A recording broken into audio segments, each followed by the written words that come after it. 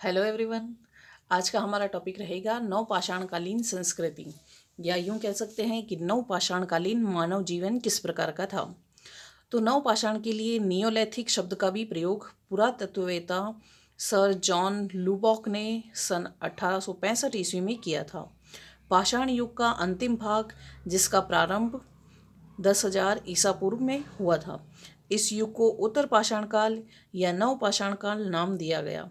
इस युग में नए प्रकार के औजार प्राप्त हुए, जो पहले की अपेक्षा कई अधिक विविधता, कुशलता एवं सौंदर्यता लिए हुए हैं। कहा जाता है कि इस सभ्यता का निर्माण करने वाले लोग प्रोटो ऑस्ट्रेलाइड थे, अर्थात इस सभ्यता के निर्माता भारत के बाहर से आए थे, जो कालांतर में यहाँ आकर बस गए। इनके द्वारा निर्मित संस्कृति को नियोलिथिक संस्कृति कहा गया। नवपाषाणकालीन संस्कृति के अगर प्रमुख केंद्रों की बात करें तो भारत में नवपाषाणकालीन सामग्री कश्मीर, सिंध प्रदेश, उत्तर प्रदेश, राजस्थान, बिहार, बंगाल, असम, कर्नाटक, मध्य प्रदेश, आंध्र प्रदेश आदि स्थानों से प्राप्त हुई है। सर्वप्रथम 1860 ईस्वी में ली मैस्चुरिशर ने उत्तर प्रदेश की टॉन्स नदी घाटी क्षेत्र में नवपाषाणकालीन औजार प्राप्त किया, और इसके पश्चात 1872 ईस्वी में विलियम फ्रेजर ने दक्षिण भारत के वेलारी क्षेत्र से अनेक उपकरण प्राप्त किए, और 1947 में कर्नाटक के मैसूर के ब्रह्मगिरी पहाड़ी के उत्खनन से पॉलिशदार उपकरण प्राप्त हुए। यहाँ से तांबे और कांस्य के औजार भी मिले हैं। कश्मीर के बुर्ज होम गुफकराल नामक स्थान से भी महत्वपूर्ण पाषाणकालीन या नवपाषाणकालीन सामग्री मिली है, जिनमें पाषाण निर्मित कुल्हाड़ी, चाक, हाथ से बने मिट्टी के बर्तन, सिलबट्टे, चावल व मटर के दाने, हड्डी की सुई आदि मुख्य थे इन उपकरणों में। और अब हम बात करेंगे नवपाषाणकालीन संस्कृति की विशेषता, यानी नवपाषाणकालीन मानव जीवन किस प्रकार का था, उनके हथियार व औजार किस प्रकार के थे। नवपाषाणकालीन मानव ने अपने औजारों को चिकना व चमकदार बनाना शुरू कर दिया। इस समय के उपकरण गहरे हरे रंग के पत्थर से निर्मित हैं, जिनमें कुल्हाड़ी, चाकू, तीर, ओखली, स्क्रैपर, पॉइंटर, हैमर आदि प्रमुख थे। और इस काल में कृषि के लिए खुदाई के दौरान आने वाले अनाज के दाने मिले, जिससे ये पता चलता है कि खेती का प्रारंभ भारत में राजस्थान से हुआ। यह आश्चर्य की बात है कि जो क्षेत्र आज से 9,000 साल पूर्व भारत का खलिहान क्षेत्र था, वह आज खारे पानी का सूखा क्षेत्र बन गया है। मनुष्य की उत्पादित फसलों के इस समय गेहूं, जौ, बाजरा, मक्का, कपास आदि रहे होंगे।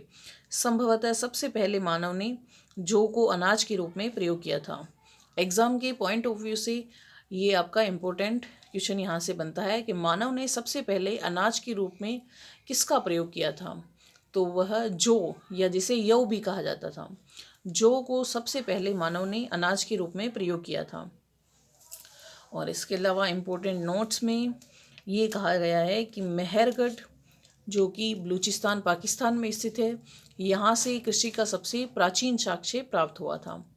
पालतू भैंस का प्राचीनतम साक्ष्य मेहरगढ़ से प्राप्त हुआ है, और चावल यानी धान की खेती का प्राचीनतम साक्ष्य कोल्डी हवा, उत्तर प्रदेश से प्राप्त हुआ है। और इसके अलावा पशुपालन सर्वप्रथम नवपाषाण काल में ही शुरू हुआ। इस युग में गाय, भैंस, बकरी, बैल, कुत्ता, घोड़ा आदि पशु पाले जाने लगे थे। नवपाषाण काल में मनुष्य ने अनेक प्रकार के उद्योग धंधे प्रारंभ कर दिए थे, जैसे बढ़ई, कुंभकार, बुनकर, रंगरेज आदि। मनुष्य ने वस्त्र निर्माण भी सीख लिया था। अब मनुष्य पौधे के रेशों, पशुओं के बालों आदि से वस्त्र बनाने लगा। कपास की खेती करने के कारण संभवतः वह सूती वस्त्र भी बनाया जाने लगा। और नवपाषाण काल के मनुष्य ने बड़े स्तर पर अग्नि का आविष्कार करना सीख लिया था। अग्नि का प्रयोग भोजन पकाने, हिंसक पशुओं से बचाव रखने, शीतकाल में गर्मी उपयोग करने, गर्मी पैदा करने के लिए भी अग्नि का प्रयोग किया जाने लगा। इसके अलावा नवपाषाण काल में गृह निर्माण का सूत्रपात हुआ। अब मनुष्य प्राकृतिक गुफाओं का त्याग कर झोंपड़ी, कच्चे मकान आदि बनाना सीख लिया था। इस समय का मानव कबीलों के रूप में निवास करने लगा। कश्मीर के बुर्ज होम व गुफ कराल में गर्तावास प्राप्त हुए हैं। मानव द्वारा जमीन में गड्ढा खोदकर रहने का भी स्थान बनाना गर्तावास कहलाता था।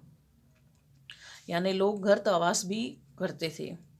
और मिट्टी के बर्तन, जो कि नवपाषाण काल में मिट्टी के बर्तन बनाने की कला का उदय हुआ।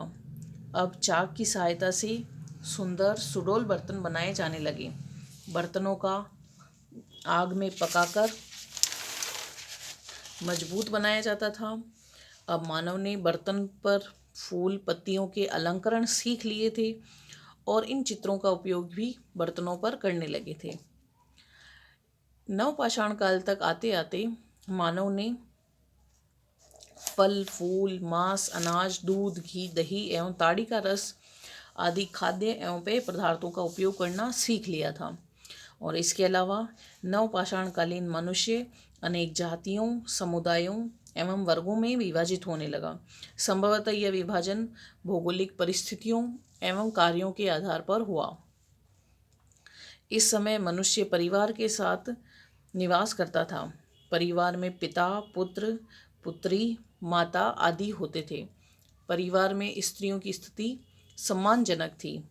और इनके अलावा नवपाषाणकालीन मनुष्य में धर्म, अंधविश्वास, अनुष्ठान आदि की भावनाओं का बीजारोपण हुआ। अब मनुष्य विभिन्न आडंबरों तथा परलोक में विश्वास करने लगा। उदाहरण के रूप में अगर देखा जाए तो मानव शव के साथ विभिन्न वस्तुएं भी दफनाता था। जैसे बुर्ज होम से मालिक के साथ कुत्ते को दफनाने के अवशेष मिले हैं। इसी प्रकार यह कहा जा सकता है कि लोगों में धार्मिक भावना का विकास हो चुका था। और मृतक संस्कार में जो प्रकार पाए गए थे वह दफनाना और जलाना, ये दो ही प्रकार के मृतक संस्कार होते थे नवपाषाण काल में। इसके अलावा नवपाषाण काल में मानव द्वारा भाषा का प्रयोग किया जाने लगा। इस समय मुख्यतः मुंडा भाषा बोली जाती थी। वर्तमान में कौल, भील, खासी जातियों के लोगों के नवपाषाणकालीन मनुष्य का वंशज माना जाता था। और इसके अलावा कंदरा कला के बारे में हमने लास्ट वीडियो में और पिछले वीडियो में डिटेल से बात की थी। लेकिन नवपाषाणकालीन कंदरा के जो प्रमुख 4 केंद्र रहे थे वह थे एमपी और यूपी में।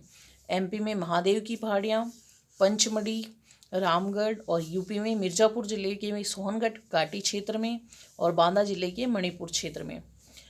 और इसी प्रकार निष्कर्ष रूप में यह कहा जा सकता है कि प्रागैतिहासिक अध्ययन से ये ज्ञात होता है कि मनुष्य की बौद्धिक क्षमता का विकास इसी काल में हुआ होगा।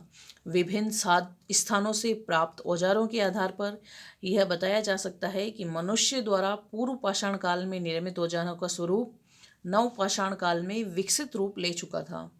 प्रारंभ में पाषाणकालीन मनुष्य अपनी आत्मरक्षा और उदर पूर्वृत्ति को महत्व देता था, लेकिन कालांतर में उसने कृषि, पशुपालन, गृह निर्माण, वनस्पति विज्ञान, मौसम विज्ञान, बुनाई, रंगरेज, वस्त्र निर्माण, अग्नि, पहिया आदि का ज्ञान प्राप्त कर लिया था।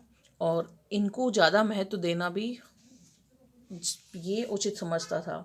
और इस प्रकार पाषाण काल का विकसित रूप हमें नवपाषाण काल में देखने को मिलता है। और इसी के साथ हमारा ऑल ओवर ये टॉपिक कंप्लीट होता है। प्रागैतिहासिक भारत जिसको हमने 3 भागों में बांटा था, पूर्व पाषाण, मध्य पाषाण और नवपाषाण। और हमने लास्ट वीडियो को तक लेकर इन तीनों टॉपिक को कंप्लीट कर लिया है। और अब नेक्स्ट वीडियो में हम बात करेंगे नए टॉपिक को लेकर। तब तक के लिए धन्यवाद।